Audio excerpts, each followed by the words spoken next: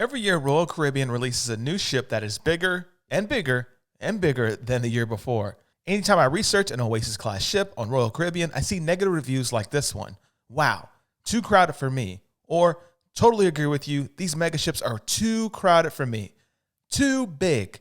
My kids are adults and so my vacations are for relaxation. That ship is just too big for me. But I also get comments from people that love Royal Caribbean that say the ship was amazing. Can't wait, we're booked for June 1st. It's worth it. I'm ready to get on Wonder of the Seas.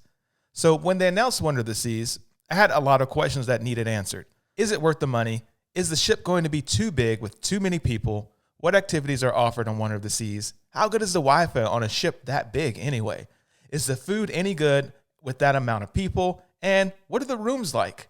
The Wonder of the Seas can carry up to 6,680 guests and 2,200 crew members. That's a lot of people. It's about 1,188 feet long and weighs 230,000 tons, making it one of the world's biggest cruise ships. And with 16 decks above water and 8 beneath the surface, there's tons of things to explore. With that said, this video is going to be for 3 types of people. Loyal Royal cruisers that want to know what the heck happened and what's my final opinion about the ship. Number 2, people curious about cruising on this ship and wondering if they should book it or not. And number 3, people who have this ship booked already and just need an idea of what to do. Click subscribe, and if you find this information helpful, click the thumbs up button. So here are a few things I loved, a few things I hated, and you should probably stay away from. Our embarkation process went surprisingly smooth as we were welcomed aboard with a friendly face and cheerful staff members who were ready to assist us any way possible. I did hear horror stories that it took some people hours to get on board. One user said the ship is causing a lot of traffic problems at Port Canaveral. All I want to do is get to work, people. But for us, in total, from the parking garage to us boarding the ship, took an estimated 15 to 25 minutes, so that's something to consider. There were no COVID tests or temperature checks, baggage drop-offs, and even passports were taken care of quickly and with unnecessary delays. By the time all these steps were complete, I felt relieved because we were on board so quickly. All guests are required to attend a brief meeting outlining the proper protocols for emergencies or other situations. Other than that, we decided to just go check out our cabin. This was the first time staying in an interior central balcony cabin on Wonder of the Seas. The moment you step foot inside the spacious cabin, you feel relaxed and serene. It's like stepping into a luxurious sanctuary surrounded by calming tones and beautiful decor. The living area features a large flat screen TV and comfortable seating for 2, while the bedroom includes a queen-size bed. But to me, the best part of this room is a generous balcony featuring breathtaking views towards Central Park. I love spending my mornings taking coffee out there. It was just so peaceful. At night, we could often hear live music coming from nearby venues or even spot special events taking place in Central Park, all lit around us. It wasn't too loud, in my opinion. I found it very easy to sleep at night. But if you found that information helpful, please click subscribe and smash the thumbs up button. So you're probably wondering how much the room costs. The cabin costs about $750 per person for a 3-night cruise. However, after speaking to a couple of people in the comments section, they said that this feels a bit expensive.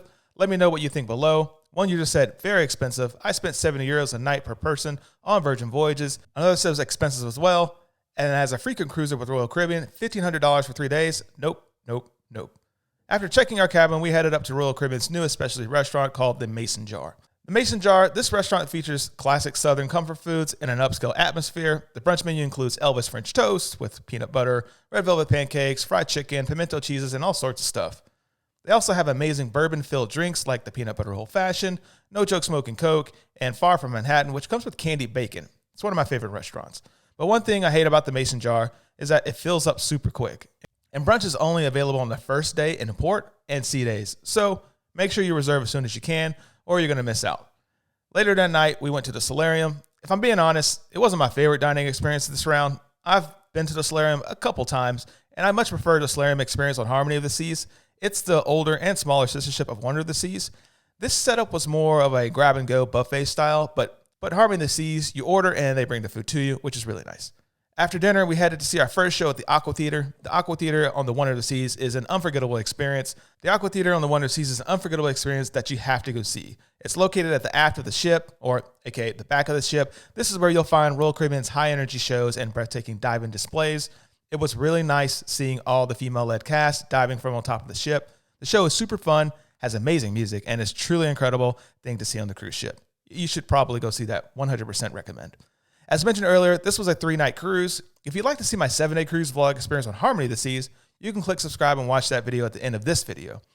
Now, on day 2, Wonder of the Seas promised a full day of adventure, so we decided to explore the ship, check out the whirlpools, the outdoor pool, sun loungers, but after that, we headed to the sports court where you can find a full-size basketball court, mini golf, and shuffleboard. It was fun.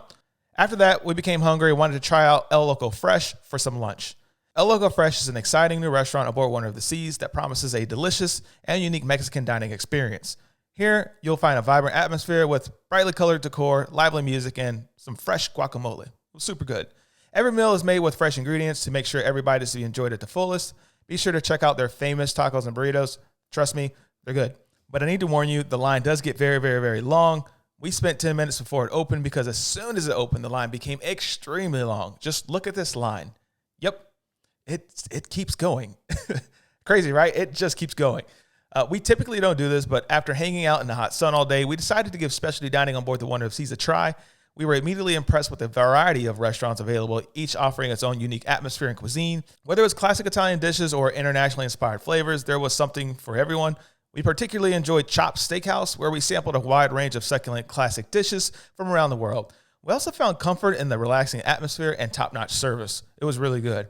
After our meal, we were treated to a very special surprise where they brought out almost every single dessert from the menu and espresso martinis. Delicious. Day 3 of our cruise aboard the Wonder of the Seas was a bit challenging. We were delighted to be docked alongside Freedom of the Seas at our tropical destination. Perfect day at Coco Cay, but it did present a couple of challenges. More on that later. After breakfast on the upper deck, we hopped off the ship to explore this beautiful island. We spent most of our day taking in amazing views of the ocean, relaxing and lounging by the crystal clear pool, but one of the things that stood out the most on Coco Cay was the sheer amount of people visiting on that day. Despite the extensive safety protocols in place and all the attractions, dining options, activities available, super great, the island can quickly become very overcrowded. Don't be wrong, it's still a wonderful experience. It's one of my favorite private islands. But once you get there, you're going to want to find a spot to set up pretty early. There are definitely frustrations that come along with the crowd of visitors, and it's important to plan ahead if you're visiting Coco Cay. So arrive early, make sure that you check out as many attractions as possible. The day ended with a sunset cruise on the Wonder of the Seas. In my opinion, it's a really great way to end an experience at Coco Cay like that. It's just an unforgettable experience in paradise. It really is nice. To be honest, this cruise wasn't what I expected to be. I thought I would not be able to find a seat at the pool. I thought the shows would always be packed with crazy long lines, and I wouldn't find a spot. I thought it would be just like the other ships before with no real updates, but a little bit bigger. But I was wrong. They added a lot of new cool stuff to it. With the exceptions of the lines being really long at El Loco Fresh and it taking about 15 minutes to get a cookie at Coco Cay, I would 100% take this cruise again, but on a 7-day cruise. Thanks for watching. Click subscribe if you found anything helpful, and go check out the Wonder of the Seas experience, please, and thank you. Bye.